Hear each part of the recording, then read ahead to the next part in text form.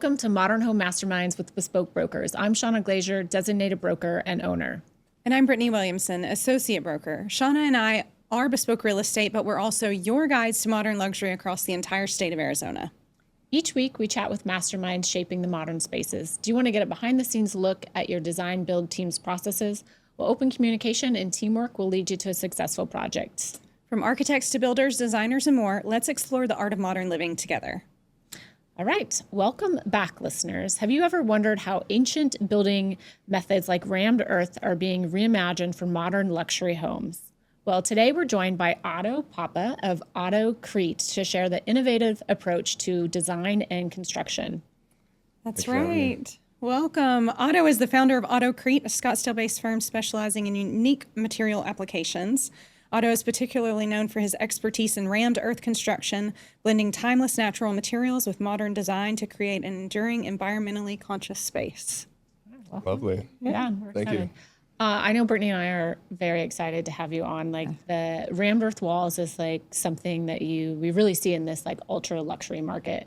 So when we see rammed earth, we're not seeing it in every property. So we're excited to talk to you about it and dive in and what your business is about. So you can start maybe just by sharing what your story is, what led you into the world, and what led you into the world of design and construction. Yeah, absolutely. My background is in architecture. So I went to undergrad architecture school at UNC Charlotte, North Carolina, and graduated, worked at a firm for a little bit. And at some point in that journey, I actually came across a music festival at Arcosanti and went out to Arcosanti for this music festival and then realized Arcosanti was much more than just a music festival. So ended up looking more into that, and they had a workshop program at the time. And I left my job at the firm, left my 401k and my entire life behind, and packed everything up and drove across the country to move into an 8x8 square foot cube down at Arcosanti. Wow, I did not know that. I didn't either. That is so cool. Yeah. Okay. So everybody kind of joined the project on an even playing field, and part of the workshop program is exposing you to different areas of construction. You might get your hands into the foundry or in the ceramics studio. And I spent most of my time actually in archives, kind of learning about the history of Arcosanti. And soon after the workshop was over, I was invited back to the design and construction department. So that's where I actually took the role of design director of site development. So I was in charge of orchestrating future workshops, doing construction drawings, shop drawings for the project, doing interior build outs, some site development work. So that was my first introduction to Arizona, and being able to really feel the desert's impact in life in the state was really pivotal to who I am today. I feel like Arcosanti, it's like becoming a construction monk. Absolutely. Yeah. The way of life there is much slower. And Solari actually was writing about the Neo-Monastic lifestyle that one would kind of be encouraged to take because you are so removed from society, unfortunately. You have a lot of tours that come through, but I think its biggest problem was always the remoteness of it. So shout out to everybody at Arcosanti. So how did you get out of Arcosanti? How did when you finally made your way out? Absolutely. What did that look like? So as time went on there, I got more and more hands-on with the construction process and started to take a step back from designing as much and actually doing more building. So from that position, I actually did a workshop with Quentin Branch down in Tucson, who's really the OG kind of godfather of the rammed earth scene, I would say, in the Southwest. So he's been doing workshops for over 30 years and is still doing them today. Well, as Shawna mentioned, we love rammed earth. But for our listeners that maybe aren't familiar with it, can you kind of explain what it is and then maybe go into the science a little bit behind it? Absolutely. Rammed earth is quite literally what it is called. You take earth and you ram it into a form.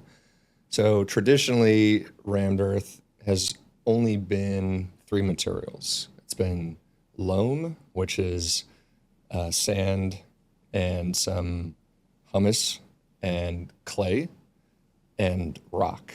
So those 3 components are critical to making a mix design that actually operates and performs like you want it to.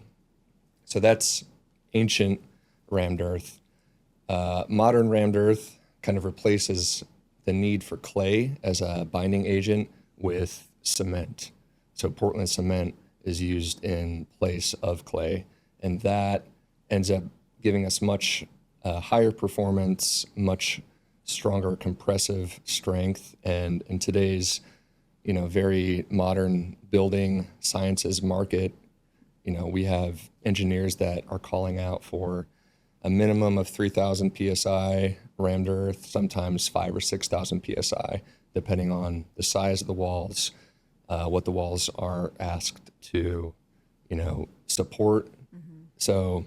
And how are you measuring that? I'm just trying to figure out, how are you ramming this earth? So we do a pretty extensive material sciences inquiry with every project that we do. And it's actually a pretty geological based process where we work with a geotech engineer, much like, site development work is processed and tested through geotechnical engineering.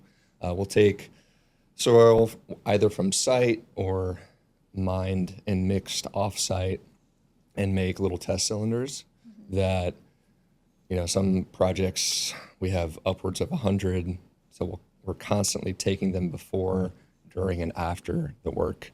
So we'll send this to a geotech engineer and they'll do compressive test strengths testing where they crush the cylinder, and that crushing act will give you the PSI rating. And do we have some photos of these? Yeah, so this is a good example of kind of our pre-construction work. We're looking at multiple piles of site material here.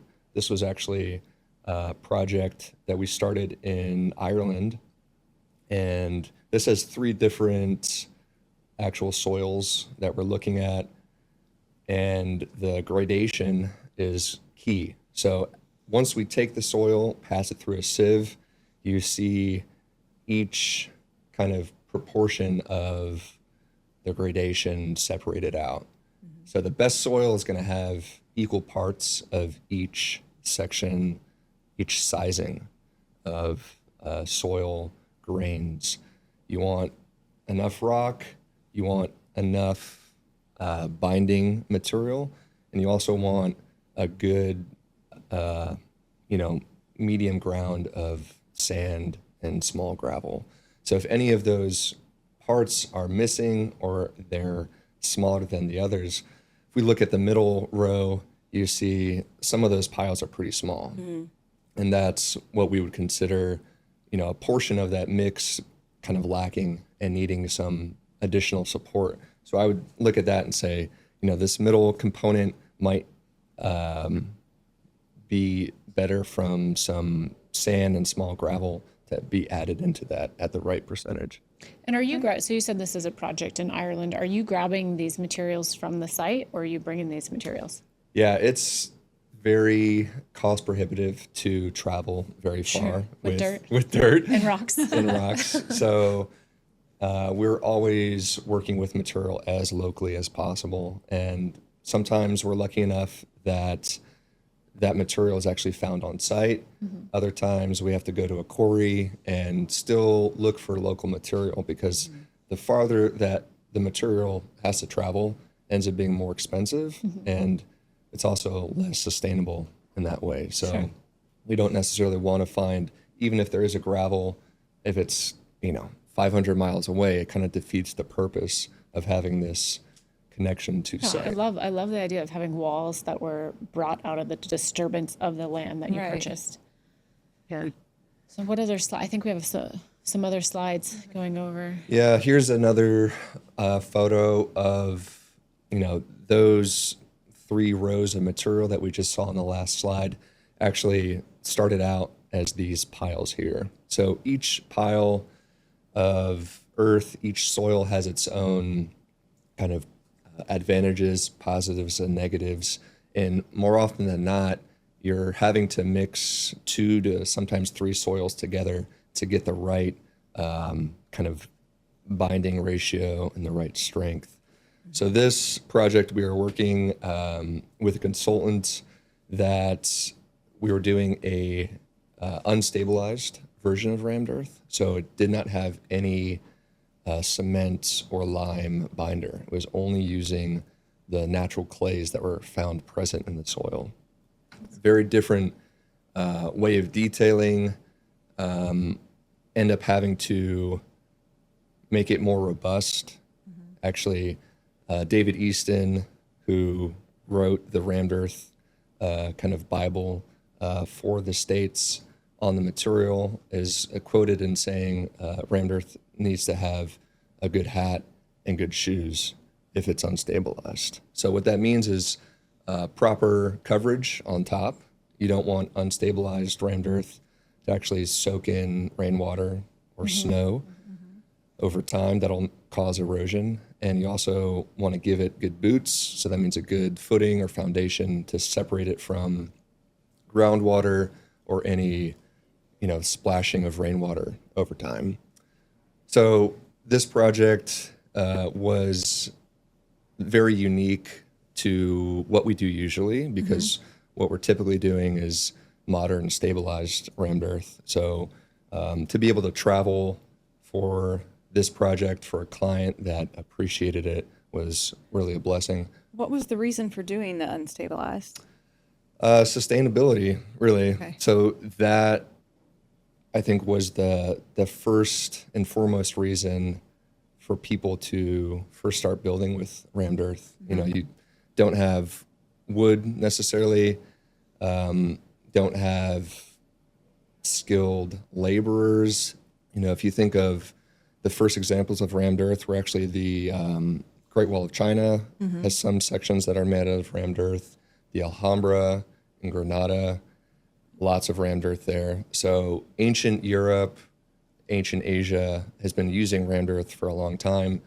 And as long as you have, a massive labor force that can, tamp the earth by hand, and you have time, more often than not, you're going to have the material as well. So the kind of romance behind using that material that's found on site and labor that's local with really no need for modern or advanced construction equipment, you can build kind of indefinitely with the material that's provided to us. So this is more of the ancient form that you were talking about earlier. Exactly. So if we progress to the next slide, that consultant that I mentioned came out of the Austrian leader in the scene called Lehm ton Erde, which is German for loam, clay, and earth. So they're another consultant. Martin Rausch is the leader of that business, and he came up with this erosion style of rammed earth. So a very obviously organic, unique look to the rammed earth, and we're actually celebrating erosion through this application. Is this more for, this looks like a site wall or some hardscape? Exactly. Is it less used for like a wall? Exactly. Okay. Yeah. I mean, it would take a very, I think, special program and client to want to specify something like this. For their entry wall? Exactly. Yeah. But this is actually a project we've got coming up with Herzog and Demiron in Boston Very to do cool. some landscaping walls. Very cool. Yeah. All right. I think is there one more photo that shows I think maybe a there's bigger one more. section of this? Oh, Yeah. There you get a better idea. So unique. So Martin came up with the sand cast method. So we're ramming material and at the same time using sand as a sacrificial layer to provide, this kind of forced erosion look. And, you look at that walking by from a distance, there's very little that would tell you that this is a man-made structure. And Right. It does really- look very natural. Yeah, that's what I love about that. Yeah. Yeah, I'd love to see that once everything else is incorporated around it. The Absolutely. final Yeah, we project. actually went in after the fact and was walking around the forest picking up some foliage to add in there. So Yeah. there's little green pieces of moss, Yeah. which will eventually grow Probably, yeah. on the organic material. It's not seen on, stabilized rammed earth, but with the ancient unstabilized methodology, you have a lot more kind of organic life starting to incorporate itself into there. I love it. Can you talk a bit about how you collaborate with architects and builders and what just makes you kind of a unique subcontractor? Absolutely. So I think our specialty is on the consulting side. So it takes so much educating and kind of giving examples of our past work to bring not only the contractor up to speed, but also the client up to speed. Kind of what rammed earth is able to do, what it's not able to do, and what the client is looking for in terms of a finished product. So this example that's on the screen now is a Hermès project that I did with a business partner of mine, Woodcast Designs. This is in a shopping mall in LA. And this is kind of one end of the spectrum. So you take this highly refined, very high performing, thin application of rammed earth in comparison to the ancient modality that we've reviewed. And you can see, the wide variety of options that we can go in. Quick question. When you say thin application, I've always wondered that is this a full rammed earth wall? Like, It looks, or is this just like right, a facade of it? Right. It looks massive. And I think this shot specifically, when you can see corners and your mind subconsciously might say, that's a massive thermal wall. It's actually not. So this is more a brick, kind of a rain screen application, cast in place. It's less than 3 inches thick in this application. And when you have a high-end boutique that's trying to maximize on floor space for product display and minimize how much of their rentable space is wasted on, Yeah. non-usable space, that's where this kind of brick application really comes in. But so you do both I do services? both, yeah. I've always wondered, there's a couple, it looks like rammed earth mailboxes on like Roadrunner. I don't know Yeah. if you've seen that, if you did I those. did those. Did you do those? Yeah. I ride by them all the time. So is that also like brick with the 3-inch or whatever you're saying? Exactly. It's not yeah. rammed earth all the way through? Yeah, it's basically a cast-in-place brick. Yeah. So, a brick has a module where they're making a bunch of them and using a mason to stack them. There's another way of, I think, being successful with that, and that's to build a form that has that 3 to 5 inch thickness and just ram it in place. That application too, actually have a photo of that later on in the slide. It's pretty deep in there, so maybe we'll get to that later. But, with mailboxes, if you look at code, you know, a mailbox can't be solid concrete. Right. So if somebody drives into that, they're going to have like a massive accident. Yes. But with that application, we were able to do a thin brick application and still stay within the bounds of code requirement. Well, and that's so neat to go back to how you're collaborating with these builders and architects and just educating the client on like, hey, there's these other options. Absolutely. Yeah, I think a lot of the more modern work that we do in terms of fireplace applications, we're often coming in kind of after the design has been done, later on in the building process. And it's kind of too late to adjust footings to the right size. But more often than not, you know, the foundation and structure has been designed to support the loads of a brick. So I've got more photos of another brick application later on in the slideshow. Let's look at some more of your projects. Sure. I think that would be cool. Yeah, here's another shot. That Hermès store had 3 kind of main focal walls, one for menswear. The next one you'll see is a peach colored wall for women's wear. And how do you get the coloring? Yeah. Just speaking of, because we're seeing green and then we're seeing this Absolutely. like peach. Which is going with the clothing line. It is. Very, very important with Yeah. clients like this specifically. They've got brand identity. So there's a ton of kind of pre-construction work where we're doing samples after samples, really just using concrete pigments with the mix. Here, you'll see the gradient of colors is so subtle that you can hardly make it out. But, you know, that cream bottom color actually fades to a darker brown color on top. And It's like a sunset right there. exactly. It's a beautiful Yeah. gradient. Thank you. So we spent a bunch of time working on samples to really get those colors perfect. And some clients, you know, the color values have to be super precise. I think Joseph, my business partner, was working with Pantone values, so getting the exact color rating. Other clients are a little bit more freeform and want the artistic kind of interpretation. I can of a imagine palette. with a brand like Hermès, Right. it needs to be Right. spot on. Yeah, Let's go through You don't some wanna other take- projects. artistic liberties. A lot of my work has been with other builders as well. This is with Ray out of Natural Building Works in Tucson.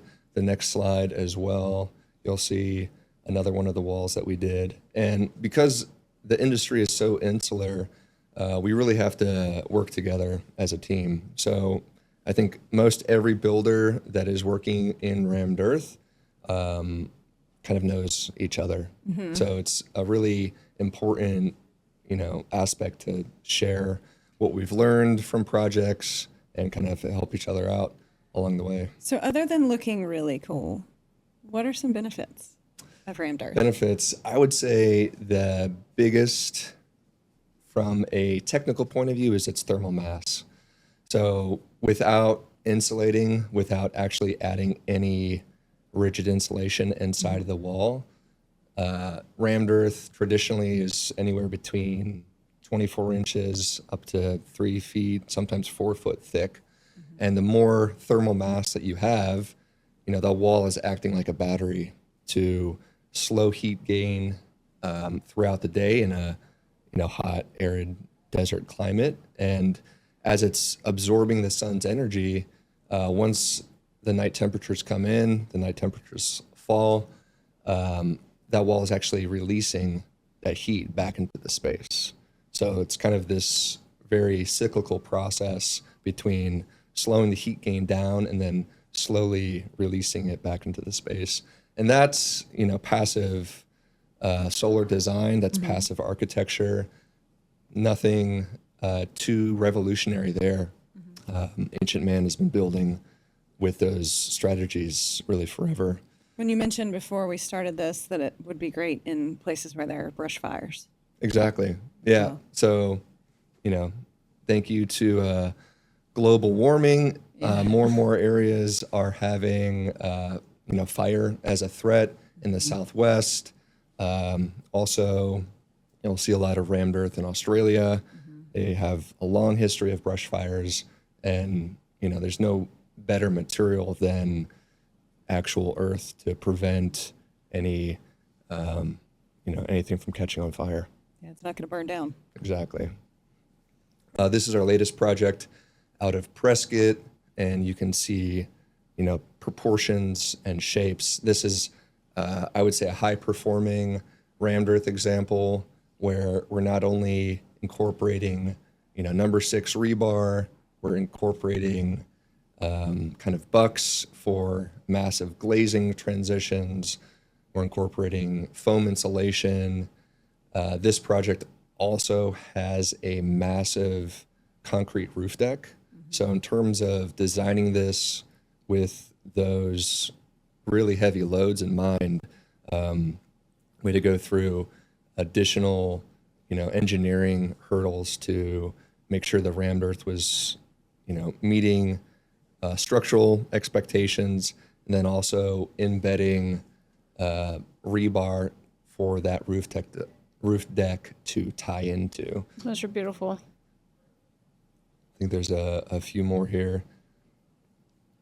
So this is, I think, probably the most traditional, way of expressing rammed earth. You have a material that's taken from site, has the same value, texture, and overall vibe from site. So I think as a material that's able to give the inhabitant, that constant reminder that they live in the desert and this is a natural experience, there's no better material that does that. Concrete is, going to be around forever. It's clean, it's modern, but rammed earth kind of exists on this nice middle ground between something that's high performing, structurally sound, but also soft and warm. Like we often see wood having those attributes, but rammed earth enters the scene with Gives that similar. natural kind of warmth. Exactly. Do we have a few more projects? Yeah, I think the next slide will show, Keep going, guys. believe, Is that Fireplace? the floating fireplace project. That's So gorgeous. pretty. So this was actually one of our first projects that we did. This was a brick application. So you might look at that and say, wow, that's a massive, solid, thick block of rammed earth floating over this great room in Paradise Valley. Realistically, the structure to make that solid would be pretty much impossible. So we were able to walk that thickness down to about 4 inches with similar details that we would use to do brick application. And even that being 4 inches thick, this is floating on all 4 sides of this great room. It ends up still being around 20,000 pounds Wow. that the structure is supporting. So this was a Candelaria design project with Anita Lang doing interiors. We worked with her and the client extensively, really getting the color palette to be dialed in. So this space, I think, was award-winning, and this is where we were given artistic liberties from both the client and Anita to obviously have color values in the mix, but as long as we had those color values, the layout was less important. So a bit of a risk to take that on as, any type of artist. I do remember not even coming up with a composition sketch. It was just, these are the colors that we need, and we kind of slowly worked our way up to the top, building this kind of collage of rammed earth in the space. Yeah, I mean, you can tell by their furniture choice and the cabinets and the ceilings that the color was very important to them, or those steel beams also. Yeah, but it is like a giant work of art. Yeah, it's difficult to separate it from that. You know, there's, I think, the more monochromatic, you know, aesthetic that we see oftentimes, but recently we've been doing more and more focal feature walls that we just did a project in St. George, Utah. That was a feature wall for the city hall. And when you have so many eyes on one kind of piece of work, I think everyone's expecting it to be a little bit more, you know, celebrated. All right, well, that one is beautiful. Any other projects we can walk through? Yeah, we've got a few more. One, next one here might be a little bit Wow. larger than the last. This, speaking of mentors, I was brought on to this project, is the Teddy Roosevelt Library, designed by Snøhetta Architects, soon to be open July of 2026. This was a feature wall. My mentor, Brad, from Earthwall Builders, who's been doing rammed earth for over 20 years, has been consulting on this project and brought me on board to kind of help do quality control and additional consulting. This is a 30-foot tall wall. So in terms of engineering feat, this is about as tall and as long as That's they huge. get.